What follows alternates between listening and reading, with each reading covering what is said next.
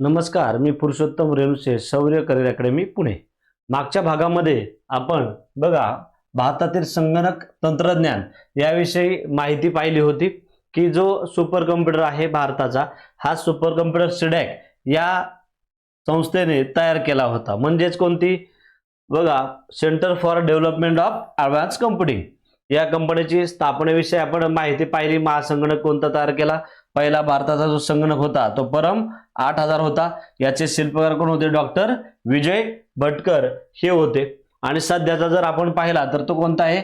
ऐरावत. कोणता आहे? ऐरावत हा संगणक आहे.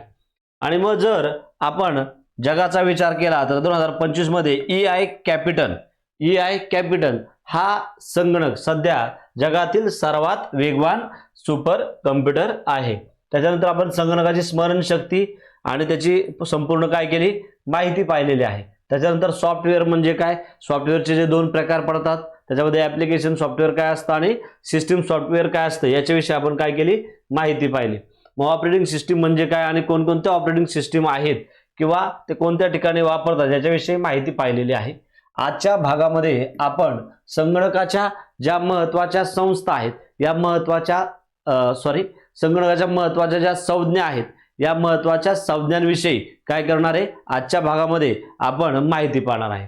याच्यामध्ये पहिलं बघा, बीट आपल्या याच्यावर चर्चा झाली. 1 किंवा 0 या अंकाने बनलेले संगणकाचे मूळ जे एकक आहे त्याला काय म्हटलं जातं? बीट म्हटलं जातं. आणि मग 8 बिटचे एकत्रीकरण काय तयार होतं रे? बाईट हे लघुरूप तयार होत असतं. आणि हे लघुरूप बायनरी डिजिट यासाठी वापरलं जातं. फ्लॉप्स, या फ्लॉपचा लॉंग फॉर्म येतो floating pod operation per second. Floating pod operation per second. आता मायक्रो प्रोसेसर चौथ्या पिढीमध्ये हा काय केला? मायक्रो प्रोसेसर वापरण्यात आलेला आहे. म्हणजे एक सिलिकॉन इलेक्ट्रॉनिक चिप असते जिच्यामध्ये ऑलरिथम लर्निंग युनिट आणि एक कंट्रोल युनिट असतं. रॅम बघा, आपण रॅम आणि रोम काय असतं पाहिलं. रॅम म्हणजे काय? रॅन्डम ॲक्सेस मेमरी, तात्पुरत्या स्वरूपाची असते, माहिती पुसता येते. वीज जर अचानक गेली तर ही माहिती परत मिळत नाही, तिला रॅम असं म्हटलं जातं. याद्वारे संगणक तात्पुरते सूचना आणि माहितीचा वापर करून एखादे काम पूर्ण करू शकतो. आता स्टोरेज म्हणजे काय? साठवणूक करण्याची क्षमता, माहिती साठवण्याची क्षमता, एखाद्या संगणकाच्या हार्ड डिस्कची काय क्षमता. लिव्हवेअर बघा, संगणक सिस्टीम जे आहे या संगणक सिस्टीमचा वापर करणारे जे युजर आहेत त्यांना किंवा उपभोक्ते आहेत त्यांना लिव्हवेअर असं म्हटलं जातं. मग बघा, फिनवेअर म्हणजे काय? हार्डवेअर मध्ये असलेलं सॉफ्टवेअर त्याला फिनवेअर असं म्हटलं जातं. जसं आपण रॉम रीड ओन्ली मेमरी तिला म्हणू शकतो. कंपायलर हाय लेवलच्या लँग्वेज आहेत, हाय लेवल लँग्वेज प्रोग्रामचे मशीन लँग्वेज मध्ये रूपांतर करणारा प्रोग्राम त्याला काय म्हटलं जातं रे? कंपायलर असं म्हटलं जातं. आपण लँग्वेज आणि लँग्वेजचे प्रकार ही सुद्धा माहिती पाहिलेली आहे. पुढं इंटरप्रिटर असा प्रोग्राम जो हाय लेवल लँग्वेजच्या सर्व सूचनांचे हस्तांतरण आणि त्याप्रमाणेच कार्य ती सूचना दुसऱ्या सूचनेकडे पाठवण्यापूर्वी हस्तांतरित करतो, त्याला इंटरप्रिटर असं म्हटलं जातं. असेंब्ली लँग्वेज प्रोग्रामचे मशीन लँग्वेज मध्ये प्रोग्राममध्ये रूपांतर करणारा प्रोग्राम त्याला असेंब्लर किंवा सिस्टीम सॉफ्टवेअर असं म्हटलं जातं. पुढे डेटाबेस, विविध उपभोक्त्यांनी वापरलेल्या डेटाच्या समूहाला डेटाबेस असं म्हटलं. उपभोक्ता म्हणजे युजर, समूहाला डेटाबेस असं म्हटलं जातं. तो कोणत्याही प्रकारचा प्रोग्राम असू शकतो. मात्र बघा, तो प्रोग्राम पासून डेटा हा कोणत्याही प्रोग्राम पासून स्वतंत्र असतो. टाइम शेअरिंग तुम्हाला माहिती आहे, एकाच कम्प्युटर सिस्टीमच्या विविध उपभोक्त्याकडून स्वतंत्ररित्या व समांतर असा वापर. व्हाईट नॉईज, कॉम्प्युटरचा प्रिंटर किंवा इतर उपकरणाद्वारे निर्माण होणारा आवाज. बघा, ती बीप वाजत असते त्याला व्हाईट काय म्हटलं जातं? नॉईज. प्रिंटर किंवा इतर उपकरणाद्वारे जो आवाज निर्माण होतो त्याला व्हाईट नॉईज असं म्हटलं जातं. लाईट पेन, कॉम्प्युटरच्या कॅथोड ट्यूबवर लिहिण्यासाठी वापरलं जाणारं उपकरण. बघा, डिजिटल सबस्क्रायबर लाईन्स याचा लॉंग फॉर्म बघा. यामध्ये तांब्याचा वापर केल्याने ब्रॉडबँड सेवा मोठ्या प्रमाणावर उपलब्ध होतात. आता संगणकावर आतापर्यंत विचारण्यात आलेले प्रश्न किंवा आपण वन लायनर पाहणार आहे, महत्वाच्या वन लायनर याचं मग खूप IMP VIMP करून ठेवा, याच्यावर प्रश्न विचारले गेलेले आहेत. चार्ल्स बेबेज यांना संगणकाचे काय म्हटलं जातं रे, जनक म्हटलं जातं. बिल गेट्स यांची प्रसिद्ध कंपनी कोणती आहे, मायक्रोसॉफ्ट. आणि महत्वाचं बिल गेट्स यांचं प्रसिद्ध पुस्तक द रोड अहेड, प्रसिद्ध पुस्तक कोणतं आहे, द रोड अहेड. ईमेलचा जनक रेंटो मॅलेसिंग, कोण आहे, रेंटो मॅलेसिंग. WW चा जनक वर्ल्ड वाईड वेब, याचा लॉंग फॉर्म काय आहे, वर्ल्ड वाईड वेब. आणि याचा जनक कोण आहे, टिम बर्नर्स-ली. कोण आहे, टिम बर्नर्स-ली. मेकॅनिकल कॅल्क्युलेटरचा शोध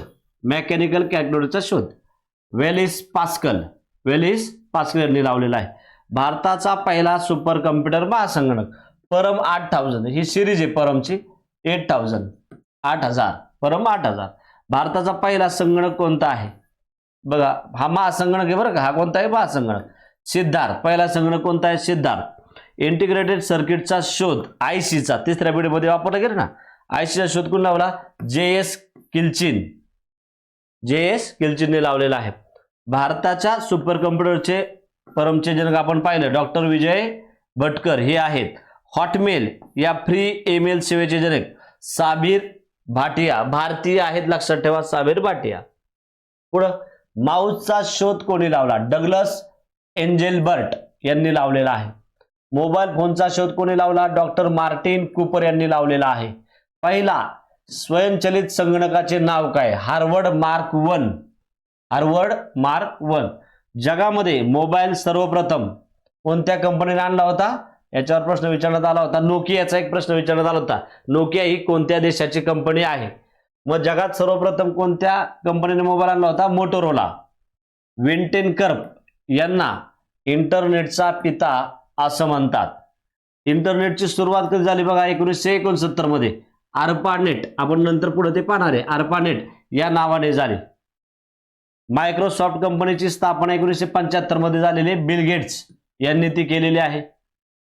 विकिपीडिया या इंटरनेटवर मोफत माहिती पुरवणाऱ्या कंपनीची स्थापना कोणी केली, जिमी वेल्स यांनी केलेली आहे.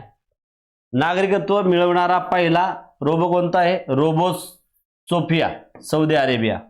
भारताची पहिली अर्धमानवी महिला रोबोट व्योममित्रा. पुढं कॅल्क्युलेटरचे जनक GF लिग्रिस. कॉम्प्युटरचे जनक आपण आताच पाहिले, चार्ल्स बेबेज. इलेक्ट्रॉनिक कॉम्प्युटरचे जनक जॉन मॉन्कथी आणि प्रिस्पर एखॉर्ट. डिजिटल कॉम्प्युटरचे जनक कॉन्नेज ज्यूस. इंटिग्रेटेड सर्किटचे जनक जॅक किल्बी. बीट बेसिक युनिटचा जनक कोण आहे, क्लॉड शेनॉन. ईमेलचे जनक रॅटो मॅर्लेसंग. आयपॉडचे जनक स्टीव्ह जॉब्स आहेत, हे माहिती सगळ्यांना. फेसबुकचे जनक मार्क झुकेरबर्ग आहेत. विकिलीक्सचे जनक जुलियस असांजे हे आहेत. ठीक आहे. आता बघा संगणकाची जी बेसिक माहिती आहे, ही बेसिक माहिती आपण सर्व पूर्ण पाहिलेली आहे. पुढच्या भागामध्ये नेटवर्किंग आणि नेटवर्किंग डिव्हाइसेस किंवा नेटवर्किंगचे आपण किंवा डाटा कम्युनिकेशन याविषयीची माहिती पुढच्या भागामध्ये आपण काय करणार आहे, पाहणार आहे. थँक्यू.